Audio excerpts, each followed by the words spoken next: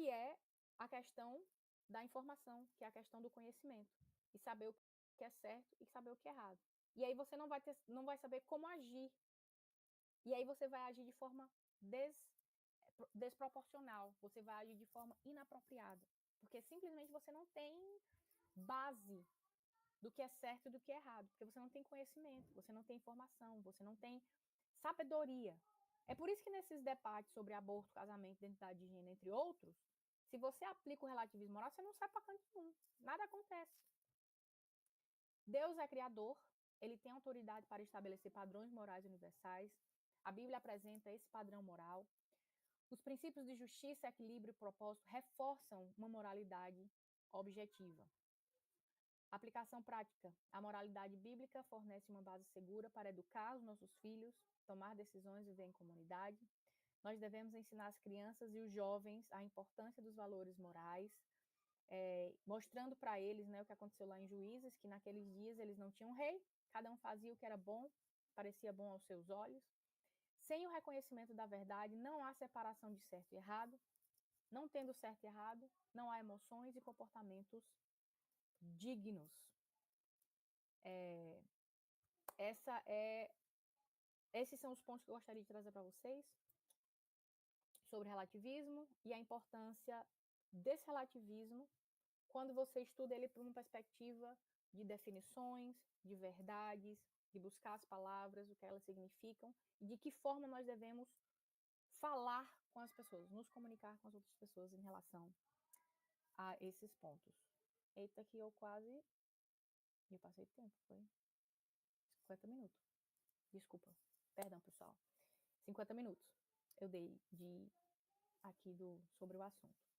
Colocar nos comentários aqui das meninas que tem, né, uma parte do capítulo que a autora cita e chamou muita atenção a ela, que ela fala de prestarmos atenção em perfis que se dizem cristãos, mas que na verdade a gente deve prestar muita atenção, né, nas suas falas e ações. Uhum. E aí também que, né, que toda a escritura sagrada é inspirada por Deus e apta para ensinar a verdade, corrigir falhas e instruir em justiça e ensinar a maneira certa de viver. E eu salvei aqui, as meninas estão falando, né, que a aula aqui é maravilhosa, que elas gostaram muito, para você compartilhar depois seus slides. Uhum. E aí tem o João que pediu para você falar sobre dinossauros. João, o que você quer que eu fale dos dinossauros especificamente? Tem alguma pergunta aí sobre dinossauro?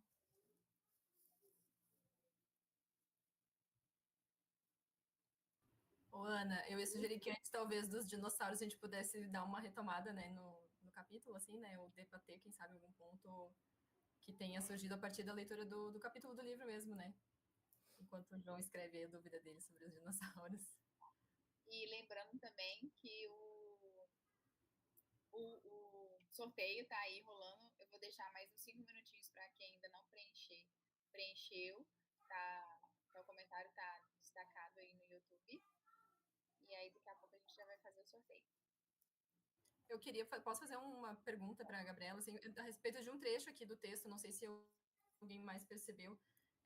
Vários, como a gente já tem aprendido aqui em todas as lives, que a gente tem que mastigar e cuspir o próprio livro, né? Aqui a Gabriela fez isso hoje também, trazendo atenção para alguns pontos. E para mim, aqui na página 176, quando ela fala sobre as ferramentas que Deus nos deu, né? E ela coloca que a palavra de Deus, ela é como mais um item que Deus... Eu achei que ficou um pouco assim batido, assim, passou assim, gente, a palavra de Deus tem que ser o essencial. Ela fala isso no final da sessão do texto. Mas, assim, eu sinto um pouco de falta disso, né? Talvez com um enfoque em trazer justamente esses conceitos que ela está mostrando para a gente e a partir dos quais a gente tem aprendido, né? Sobre, né, o modernismo, o próprio relativismo. Mas parece que a palavra de Deus, assim, o valor, a palavra fica assim... pessoal, não vamos esquecer que a gente tem a palavra de Deus, enquanto deveria ser o principal. Não sei o que tu acha, Gabriela. Acho que... E como trazer isso para os nossos filhos, né? Pensando que a gente tem que ensiná-los, sim, a conhecer essas mentiras da cultura, mas, em primeiro lugar, a palavra de Deus e o que a palavra de Deus traz. Então, eu acho que aqui ela traz esse exemplo de uma caixa de ferramentas. É uma das ferramentas que a gente tem, fica uma coisa tão acessória, pode ser uma impressão minha de leitura, assim, né? Como se a palavra é um acessório que eu posso pegar ali, mas eu posso usar outras ferramentas. Mas assim, como se fosse só uma, né? Então, assim, queria te ouvir um pouquinho sobre isso. Eu achei interessante também, porque eu achei até estranho, porque a própria noção de você buscar a verdade está baseada na Bíblia. A própria noção de você buscar essa verdade de forma lógica está baseada na Bíblia. A própria noção de respeito com o outro está relacionada com a Bíblia. A própria noção de você tolerar o outro, né? Tolerar o outro, a pessoa, está baseada na Bíblia. Então, assim, se eu tirar a Bíblia, o que é que fica? Fica nada. Não fica nada. E eu vou falar rapidinho aqui sobre uma experiência que eu tive a semana passada. Semana passada eu estava na Arca, estava palestrando lá, e dei uma saidinha, eu ia lá para dentro da Arca, né, para fazer umas coisas lá, e eu voltei, minha amiga ligou para mim e falou, ela trabalha lá, tem um pai aqui querendo saber se você podia falar com o filho dele, porque o filho dele né, era cristão até então, mas não é mais cristão, se tornou ateu, tem 21 anos de idade, descobriu que está com câncer, e o pai está desesperado, querendo que alguém converse com ele, porque ele não quer falar com ninguém, quer falar com o pastor, com um conselheiro, com ninguém, quer falar só com um cientista. Eu queria saber se ela poderia falar. Eu falei, não, claro, vou lá falar com ele. E na conversa, ele não queria a priori conversar e tudo, mas aí Deus abriu as portas e a gente foi conversando. E a primeira questão que ele trouxe foi assim, olha, a Bíblia tem muitas inconsistências. Não, consistência não, muitas contradições. Essa foi a palavra que ele usou. A Bíblia tem muitas contradições. Daí eu falei, e qual o problema da Bíblia ter contradições? É bom ter contradições, porque a gente pode manipular as pessoas. Aí ele falou assim, mas é errado. Falei, com base em que você está dizendo que manipular é errado? Com base em que você está dizendo que uma contradição é errada? Você está se baseando numa cosmovisão bíblica de verdade, e verdades não podem se contradizer. Você está se baseando na cosmovisão bíblica sobre o que é certo e errado, para dizer que a Bíblia está errada. Aí eu falei para ele, olha, não tem problema. Você pode usar a tua cosmovisão, eu vou usar a minha. Ele falou assim, mas isso não é lógico. Eu falei, não, lógica você não pode usar. Porque lógica faz parte da minha cosmovisão. É meu, tá? Ele falou, mas isso está errado, isso você está fazendo. Eu falei, errado? Com base em quê? Isso é outra da minha cosmovisão, isso é meu também. Você não pode usar errado, não. Mas eu quero saber da verdade. Não, a verdade também é minha. É da minha cosmovisão. Você não pode usar sobre verdade. Todos esses termos que você está usando é da minha cosmovisão bíblica. Dentro da tua cosmovisão secular, verdade não existe, certo e errado não existe, mentira não existe, nada existe, nem tu existe. E ele ficou assim, né? Por quê? Porque nunca ninguém tinha chegado para ele, tinha colocado para ele a questão de cosmovisão, até anotei aqui para falar, como que eu posso ser persuasivo com as pessoas? Primeiro, falando para a pessoa, todos nós temos uma cosmovisão, todos nós temos uma forma de enxergar. Nós temos os mesmos dados, nós temos o mesmo DNA, nós temos os mesmos fósseis, nós temos as mesmas camadas geológicas, nós temos as mesmas pessoas, o mesmo mundo, é a mesma coisa, os mesmos planetas, a mesma coisa. Por que um criacionista, uma pessoa que acredita em Deus, um cientista que acredita em Deus, e um cientista que não acredita em Deus chegam a conclusões opostas?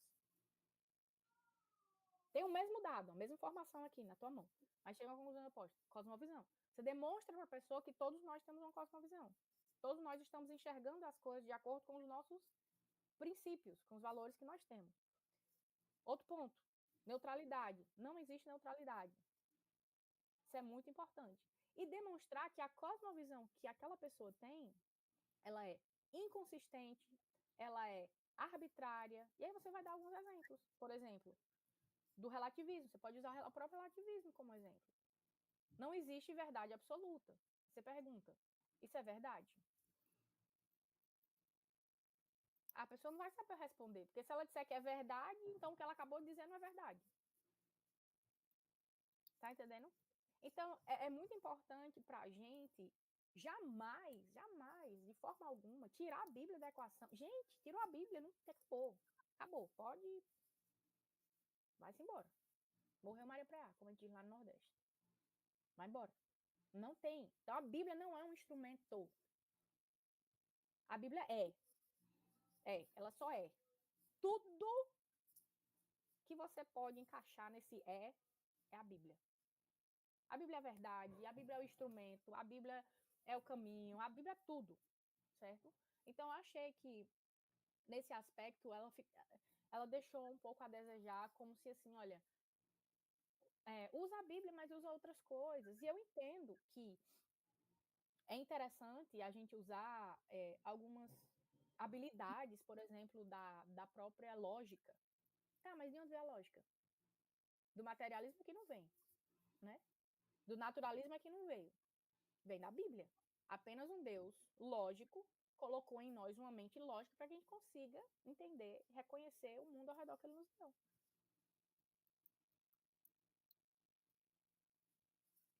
Então, Gabi, as perguntas aqui dos meus alunos já estão bombando. A